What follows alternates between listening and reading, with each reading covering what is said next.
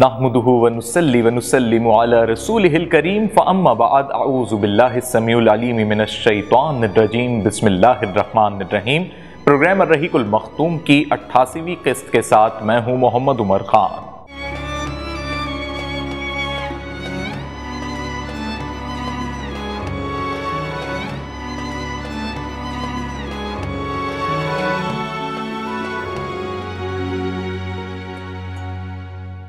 ناظرین کرام، گزشتہ قسط میں ہم نے آپ کو بتایا کہ جنگ تبوک کے بعد آپ صلی اللہ علیہ وسلم کی مدینہ واپسی ہو چکی تھی، اور سن 9 ہجری کے اندر جب جنگ تبوک کے لیے آپ صلی اللہ علیہ وسلم روانہ ہوئے تھے تو یہ ماہ رجب تھا، اور واپسی ہوتے ہوتے رمضان کا مہینہ لگ چکا تھا۔ تاریخ اسلام میں یہ وہ وقت ہے جب ایک طرف جنگ بھی چل رہی تھی، آپ صلی اللہ علیہ وسلم غزوے میں بھی شریک تھے، مکہ کی فتح کے بعد دور دراز علاقوں اور بالخصوص پورے بحیرہ عرب کے اندر، یعنی جزیرہ عرب کے اندر آپ یہ سمجھیں، اور بحیرہ عرب کے اطراف میں ہر جگہ پر جتنی وادیاں، قبائل اور جتنے بھی قبیلے تھے، وہاں تک مسلمانوں کا پیغام اسلام پہنچ رہا تھا۔ اس لیے اسی سن 9 ہجری میں کچھ اہم واقعات بھی ساتھ ساتھ پیش آئے، ان پر آج کی اس قسط میں ہم نظر بھی ڈالیں گے، اور ساتھ ہی سن 9 ہجری کے اندر حج کے لیے آپ صلی اللہ علیہ وسلم نے حضرت ابو بکر صدیق رضی اللہ تعالی عنہ کو امیر مقرر کر کے مسلمانوں کا یہ حج کا فریضہ ادا کروایا تھا۔ ناظرین کرام، تبوک سے رسول اللہ صلی اللہ علیہ وسلم کی جب واپسی ہو چکی تھی، آپ مدینے پہنچ گئے تھے، تو اس کے بعد ایک صحابی ہیں یا مسلمان ہیں، ان کا نام اویمر اجلانی ہے، اور ان کی بیوی اور ان کے درمیان لعان ہوا تھا۔ اس کے بعد ناظرین کرام یہ ہوا کہ غامدیہ نامی ایک عورت تھی جس نے آپ صلی اللہ علیہ وسلم کی خدمت میں حاضر ہو کر ایک دفعہ اس نے بدکاری کی تھی، تو اس کا اقرار کر لیا تھا۔ چونکہ یہ حمل سے تھی، پھر اس کا بچہ ہو گیا تھا، اور بچہ چھوٹا تھا، تو اس لیے اس کو دودھ پلا رہی تھی ان دنوں میں، لہٰذا اس کی سزا تو مقرر ہو گئی تھی، اس کو رجم کیا گیا۔ لیکن بچے کی پیدائش کے بعد جب دودھ چھڑا لیا گیا تب اسے رجم کیا گیا، یعنی اس سے مراد آپ یہ سمجھ لیجئے کہ جب اس نے اعتراف کر لیا تھا، اس عورت کو بہت بے قراری ہو رہی تھی، اس کو اپنے گناہ پر ندامت تھی، اور یہ بھی ایک بڑا پورا قصہ اور واقعہ ہے جس میں رسول اللہ صلی اللہ علیہ وسلم کے پاس آ کے جب باقاعدہ اعتراف ہو گیا اس بات کا، تو پھر جا کے یہ فیصلہ ہوا، ورنہ اللہ کا رسول صلی اللہ علیہ وسلم کی ہمیشہ یہ خواہش رہی کہ اللہ سے مغفرت طلب کرو، اور اگر کوئی ایسا گناہ ہو بھی گیا ہے تو اس کو پوشیدہ رکھنے کی حد تک جانا چاہیے تھا۔ لیکن چونکہ اب عورت نے خود اس بات کا اقرار کر لیا تھا اور لوگ گواہ بن گئے تھے، لہٰذا اب اس پر معاملہ یہ تھا کہ سزا ہونی تھی، اور پھر اسے رجم کیا گیا۔ پھر اس کے بعد اسہمہ نجاشی جو کہ شاہ حبش تھا، اس کا انتقال ہو گیا تھا۔ ہم جانتے ہیں الرحیق المختوم کی ہم نے کچھ قسطوں میں نجاشی کا ذکر کیا ہے، حبشہ میں کس طرح مسلمانوں کو جب پہلی اور دوسری ہجرت ہوئی تھی تو لوگوں کو، یعنی مسلمانوں کو بالخصوص ایک امن و امان کی جگہ مل گئی تھی، اور نجاشی نے جس طرح اسلام کو قبول کیا، اسلام کو سمجھا، تو یہ ایک بہت اچھی بات تھی۔ اس میں بہت سے لوگوں کا ایک ابہام ہے کہ نجاشی نے باقاعدہ اقرار کیا تھا کہ نہیں کیا تھا، لیکن اب آپ کو سمجھ آ جائے گا کہ رسول اللہ صلی اللہ علیہ وسلم نے اس کی غائبانہ نماز جنازہ پڑھائی، تو اس کا مطلب ہے کہ اس نے اسلام قبول کر لیا تھا۔ نبی صلی اللہ علیہ وسلم کی صاحبزادی تھی ام کلثوم رضی اللہ تعالی عنہا، ان کی وفات ہو گئی تھی، اور یہ حضرت عثمان رضی اللہ تعالی عنہ کی دوسری بیوی تھیں، یعنی حضرت عثمان رضی اللہ تعالی عنہ آپ صلی اللہ علیہ وسلم کے وہ واحد داماد ہیں جنہیں اللہ کے رسول نے 2 بیٹیاں نکاح میں دیں۔ تو پہلی بیٹی کا جب انتقال ہو گیا تو دوسری دی، اور جب دوسری کا انتقال ہو گیا تو اس پر بھی آپ صلی اللہ علیہ وسلم نے حضرت عثمان سے فرمایا کہ اگر میرے پاس تیسری لڑکی ہوتی تو اس کی شادی بھی تم سے کر دیتا۔ تبوک سے رسول اللہ صلی اللہ علیہ وسلم کی جب واپسی ہو گئی تھی مدینہ، ہم جانتے ہیں کہ چاہے تبوک کا واقعہ ہو یا اس سے پہلے جنگ موطا کا واقعہ ہو یا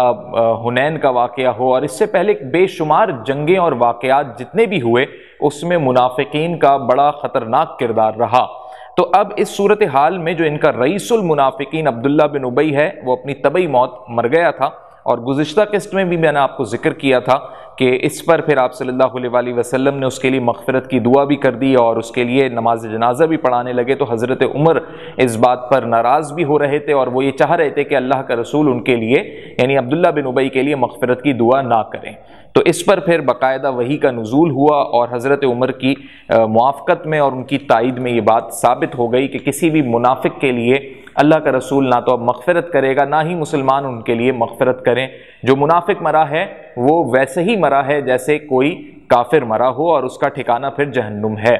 سن 9 ہجری کے اندر ہی حج کا موقع آ گیا، یعنی اس سال ذی القعدہ یا ذی الحج کا یہ مہینہ ہوگا، تو رسول اللہ صلی اللہ علیہ وسلم نے مناسک حج قائم کرنے کی غرض سے حضرت ابو بکر صدیق رضی اللہ تعالیٰ عنہ کو امیر بنا کر روانہ کر دیا۔ تو اسی موقع پہ سورہ برات کا بھی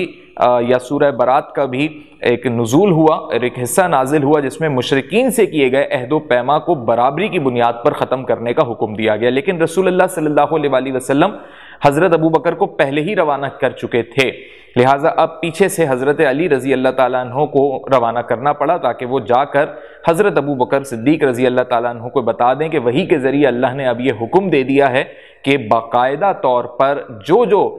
مکے سے متعلق، حرم سے متعلق، اللہ کے گھر سے متعلق جو معاہدے بھی ماضی میں ان لوگوں کے ساتھ ہوئے میں جو مشرکین ہیں، جو غیر مسلم ہیں، تو وہ سب کے سب اب ختم کر دیے جائیں اور اب صرف اور صرف مکہ جو ہے، خانہ کعبہ یا حرم جو ہے وہ مسجد حرام اب صرف اور صرف مسلمانوں کا وہاں پر قدم پڑ سکتا ہے۔ لہٰذا حضرت علی کرم اللہ وجہہ الکریم پھر مکے کی جانب روانہ ہو چکے تھے، اور وجہ اس کی یہ بھی تھی ناظرین کرام، حضرت علی کو ہی بالخصوص رسول اللہ صلی اللہ علیہ وسلم نے کیوں بھیجا؟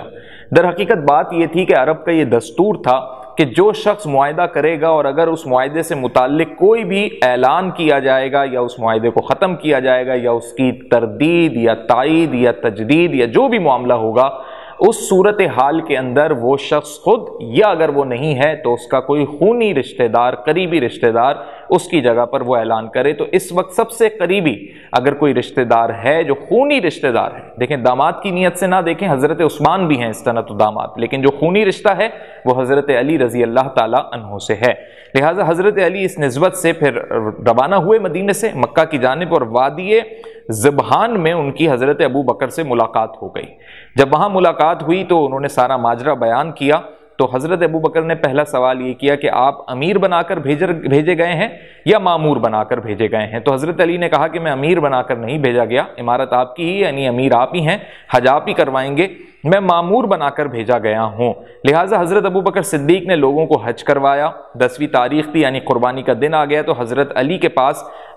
جمرہ کے پاس جو ہیں لوگ اب وہاں پر جمع ہو گئے۔ وہاں پھر حضرت علی رضی اللہ تعالیٰ عنہ نے آپ صلی اللہ علیہ وسلم کی جانب سے اعلان کیا کہ تمام جو عہد ہوئے ہوئے ہیں وہ سب ختم کیے جاتے ہیں، اور ختم کرنے کے بعد جو ہے اب 4 مہینے کی مہلت ہے کہ لوگ وہاں سے روانہ ہو جائیں جو لوگ مشرک ہیں، یعنی اب مکے کے اندر کوئی مشرک نہیں رہے گا، کوئی بت پرست نہیں رہے گا، صرف اب مسلمان رہیں گے۔ یہ اللہ کی طرف سے واضح حکم ہو گیا، اور بالخصوص مسجد حرام کے اندر مکہ خانہ کعبہ کے پاس اب کوئی بھی غیر مسلم بھی داخل نہیں ہو سکتا۔ اسی طریقے سے جو عہد و پیما تھا وہ نہیں رہا۔ 4 مہینے کی مہلت کے بعد جو ہے اسی دورانیے میں بہت سے لوگ چھوڑ کے چلے گئے جو مشرک تھے، اور ادھر حضرت ابو بکر صدیق رضی اللہ تعالی عنہ نے بھی اس اعلان کو مزید آگے تک پہنچا دیا، اور یہ بھی طے ہو گیا کہ اب کوئی مشرک حج نہیں کرے گا، نہ عمرہ کرے گا نہ حج کرے گا۔ تو یہ اعلان بھی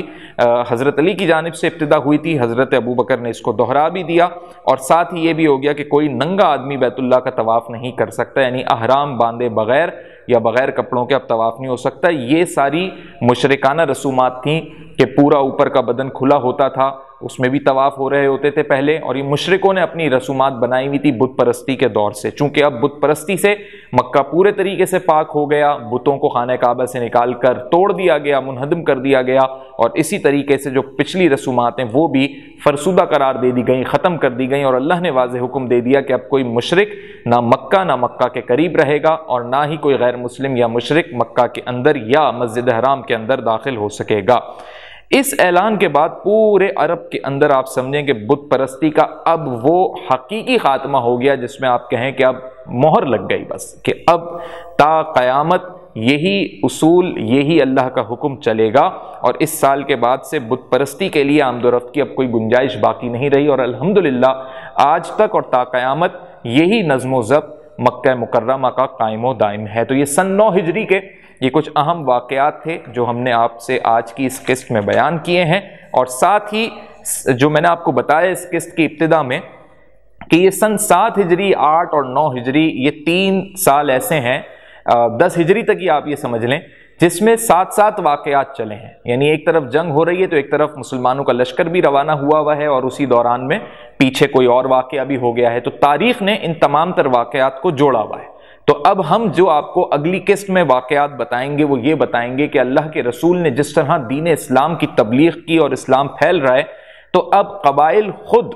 آنا شروع ہو گئے ہیں مدینہ رسول اللہ صلی اللہ علیہ وآلہ وسلم کی خدمت میں، اور کچھ قبائل کے پاس اللہ کے رسول نے اپنے صحابہ کو بھیجا ہے کہ وہ وہاں پر جا کر تبلیغ اسلام کریں۔ تو بہت سارے یہ قبائل ہیں، تاریخ میں ان کے بڑے نام ہیں، لیکن ہم چند قبائل کا اگلی قسط میں ذکر کریں گے، اور اس میں سے 2 اہم واقعات ہیں اگلی قسط کے جو بہت ہی ضروری ہیں تمام مسلمانوں کو سمجھنے کے حوالے سے، ایک پنجتن پاک کے حوالے سے اور دوسرا کذاب کے حوالے سے۔ تو یہ تمام تر واقعات اگلی قسط میں بیان کیے جائیں گے۔ اس قسط میں بیان کرتے ہوئے جانے انجانے میں اگر مجھ سے کوئی غلطی سرزد ہوئی ہے تو میں اللہ کے حضور معافی کا طلبگار ہوں۔ السلام علیکم ورحمۃ اللہ۔